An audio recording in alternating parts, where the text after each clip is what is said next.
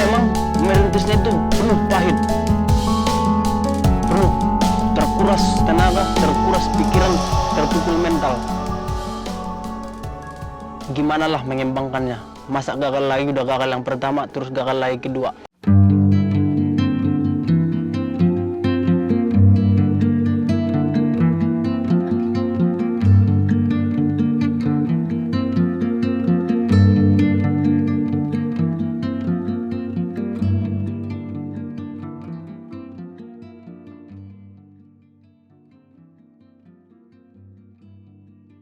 Assalamualaikum warahmatullahi wabarakatuh. Perkenalkan, nama saya Muhammad Ali Siregar, asal Sumatera Utara, Kabupaten Mandailing Natal, Desa Sigalapangjai. Posisi saya sekarang di BSD Tangerang Kota, Kecamatan Pagedangan. Jadi di sini saya mau sharing buat kalian-kalian semua, saudara-saudara saya, khususnya buat anak rantau lah ya kan.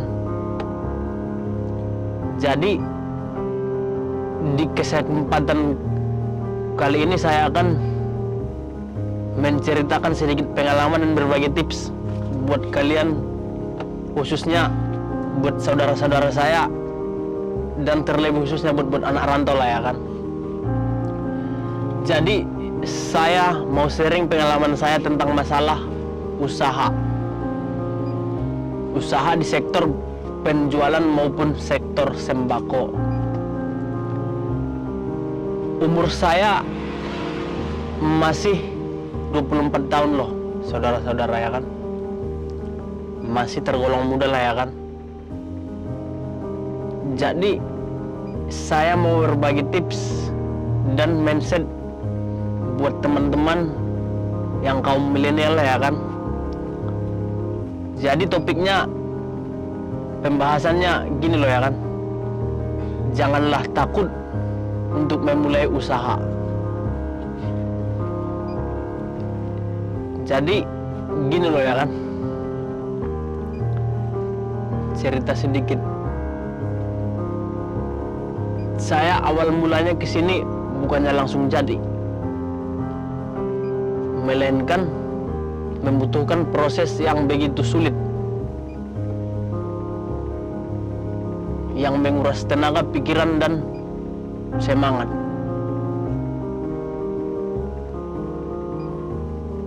Pada intinya, pendirian kita sih kalau menurut aku, iktikat kita.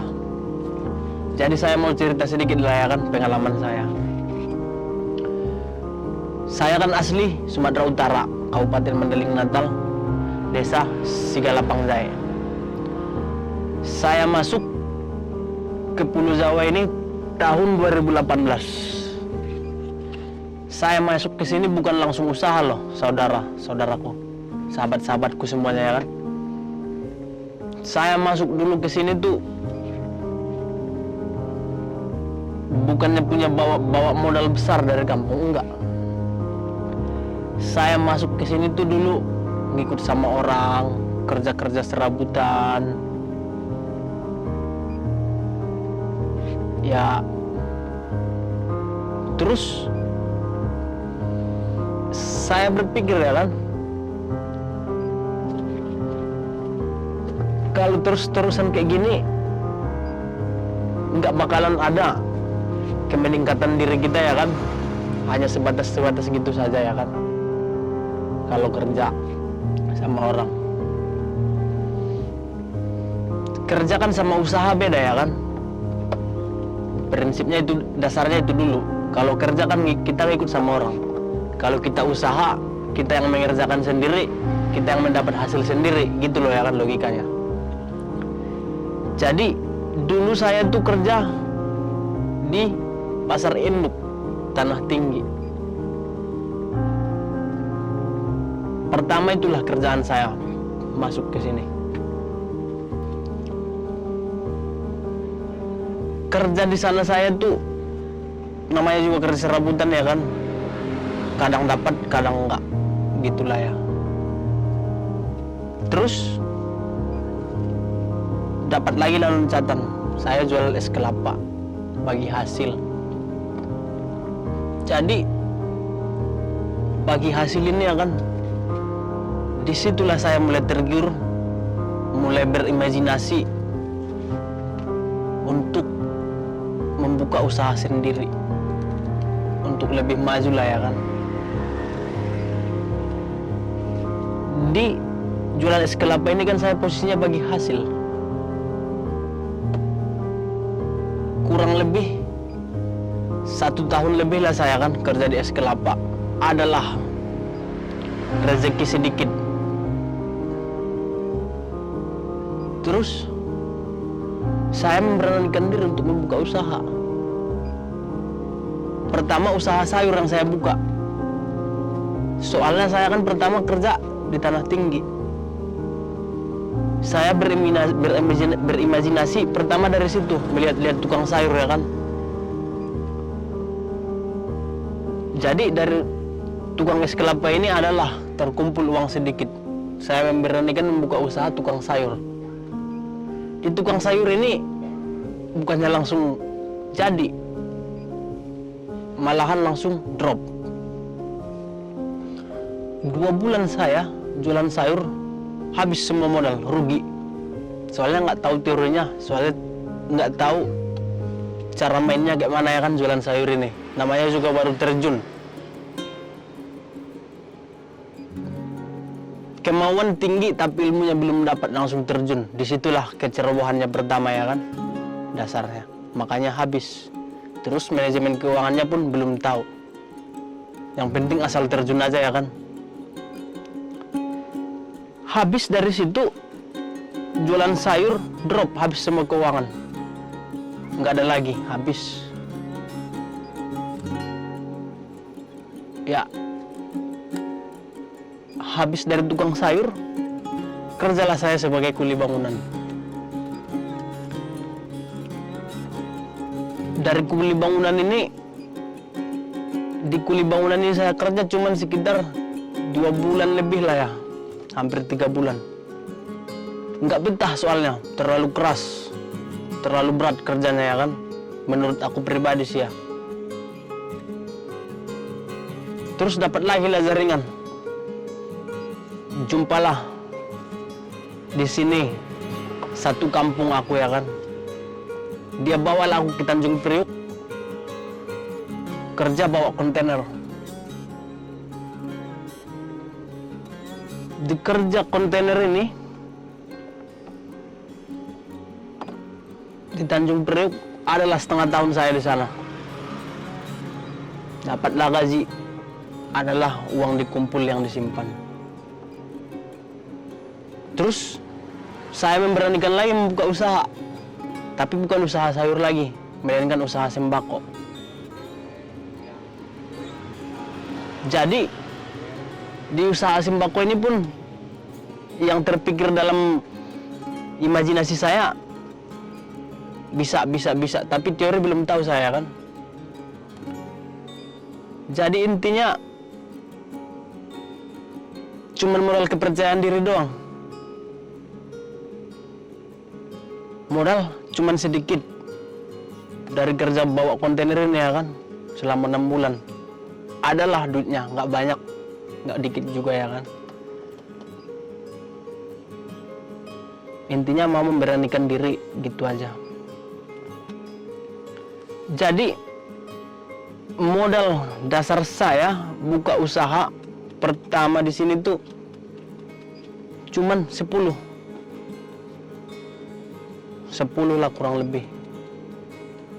Terus ikutlah saya arisan-arisan ya kan. Dapat nomor pertama, dikembangkan lagi lah usahanya ya kan.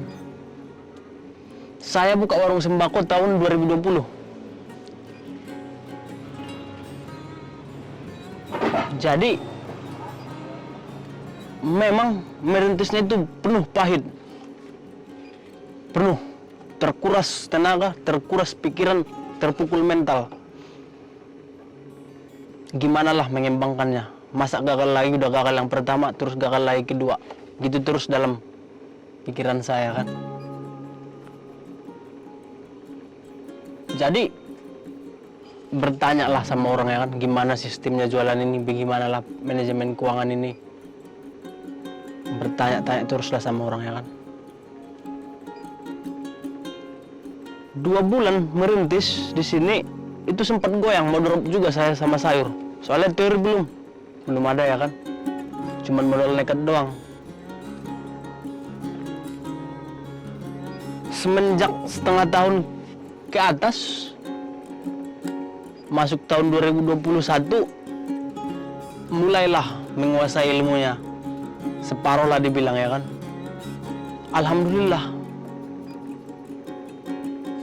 Alhamdulillah bisa meningkatkan derajat kita. Bisa membantu orang tua, bisa membantu saudara-saudara. Jadi kalau masalah suka dukanya buka usaha ini, kalau menurut saya dukanya lebih banyak daripada sukanya. Ya bayangkan aja ya kan, kalau kita sama orang kita nggak mau tahu, yang penting gaji gitu doang ya kan. Kita nggak mikirin keuangan, nggak mikirin ini, yang penting tiap bulan gajian kita ya kan. Makanya saya bilang kalau usaha sendiri ini, kalau menurut saya pribadi lebih banyak dukanya daripada sukanya. Kalau sukanya itulah ya kan, usaha kita sendiri. Jadi ya kalau pengen lebih maju lagi, harus lebih rajin lagi gitu ya kan. Kalau saya usaha sembako ini saya buka jam 7, tutup jam 11 malam. Saya kerja ada loh 18 jam sehari. Kalau kalian kan yang pekerja-pekerja ini yang kerja ngikut sama orang ya kan. Dulu pun saya pernah ngikut sama orang sih ya kan. Paling kerja kita cuma 6 jam. Berarti kan banyakkan dukanya yang usaha ini. Orang kerja 6 jam, kita 18 jam kerja sehari. Gitulah kalau usaha ini. Tapi sukanya itulah usaha ini ya kan. Oh, apalah namanya ya. Suka-suka kita gitu loh kalau usaha ini. Waktu awal buka usaha itu omsetnya berapa per hari, Pak? Kalau saya waktu buka usaha pertama merintis lah ya kan, 600. Hari pertama saya buka 600, cuma 600.000 loh saudara. Apa masih ketutupan tuh kontrakan ya kan sama biaya hidup. Kan otomatis sudah tekor tuh ya kan. Di hari kedua malah drop lagi buka saya, dapat lagi 400. Bukannya makin naik ya kan. Hari pertama buka 600, hari keduanya malah turun, drop. Cuma dapat 400. Drop. Ya namanya juga usaha ya kan. Kalau di sektor usaha ini harus kuat mental, harus punya apalah namanya, mindset yang tinggi kalau menurut saya. Mengubah cara pola pikir kita. Kalau mau pengen berkembang sih kalau menurut aku ya kan. Di sektor usaha ini risikonya sangat banyak. Contohnya 6 bulan ke atas mau masuk 2021 udah mulai mendingan lah ya kan penjualan. Alhamdulillah lah ya. Udah mulai dapat gitu ya kan.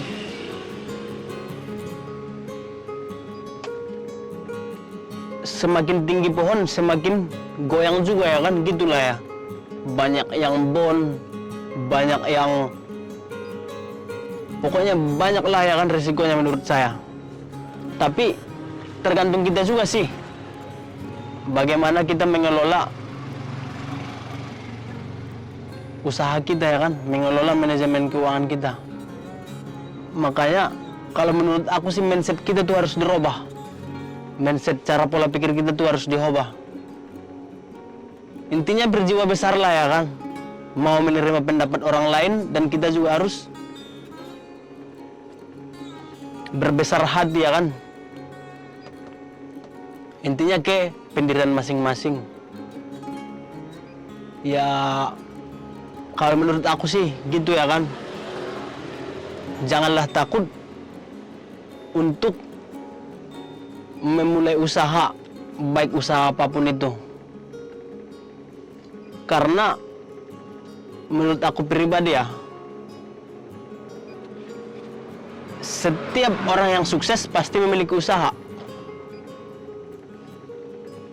Jadi, kalau kita bisa punya usaha, kita bisa mempekerjakan orang.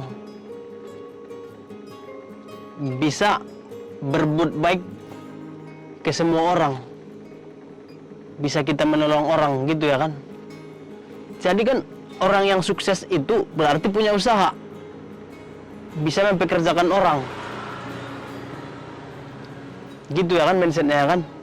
Sedangkan kalau kita kerja, ya tetap segitu-segitu aja. Perumpamaannya gitu ya kan? Istilahnya, yang usaha ini udah dapat 10, kita tetap 1. Bisa jadi minus, jadi 0 ya kan? 0, 1, 0, 1, gitu-gitu terus doang. Jadi orang udah maju 10 langkah, kita masih selangkah terus. Habis selangkah mundur lagi. Gitu, nggak ada naik-naiknya. Gitu loh, saudara-saudara, ya kan? Mindsetnya kayak gitu. Menurut aku sih perbedaannya usaha ini sama yang kerja, ya kan? Kita udah maju, dia masih mundur. Ya, motivasi saya buat kalian-kalian lah, ya kan? Buat sahabat-sahabat semua yang ada di Indonesia, khususnya buat anak rantau, ya kan? Jangan pernah ragu dan jangan pernah takut untuk memulai usaha. Baik usaha apapun itu, selagi masih halal. Tadi kan udah saya bilang penjelasannya dari bawah tadi. Cara pandangannya, ya kan? Kita yang kerja sama yang usaha sendiri. Kalau menurut aku pribadi sih, ya kan? Mumpung kita masih muda, makanya kita mencoba usaha. Soalnya umur kita masih muda. Kalau umur kita udah tua, udah menikah, udah beda lagi ceritanya tuh. Kalau kita buka usaha, ya kan? Jadi, peluangnya masih banyak. Banyakan peluangnya tuh di kita-kita ini yang masih muda. Risikonya belum terlalu besar untuk memulai usaha. Ya, gitu aja sih tips dari aku tuh. Buat sahabat-sahabat saya semuanya yang seluruh Indonesia, ya kan? Janganlah takut, jangan pernah ragu untuk memulai usaha. Karena kalau kita memulai usaha, kita punya usaha, berarti kita kan mempekerjakan ke orang. Berarti kan kita udah berbuat baik. Terima kasih juga buat tim Kreatif Nusantara yang telah meliput usaha dagangan saya. Semoga kedepannya channel tim Kreatif Nusantara semakin berkembang dan subscribe-nya makin bertambah. Dan semoga tim Kreatif Nusantara selalu konsisten dan optimis meliput sektor usaha, maupun usaha lokal maupun usaha yang lainnya. Mungkin itu saja yang dapat saya sampaikan. Jika ada kata-kata saya yang kurang berkenan di hati Anda, mohon maaf. Kita ambil positifnya aja. Saya pamit undur diri. Wassalamualaikum warahmatullahi wabarakatuh.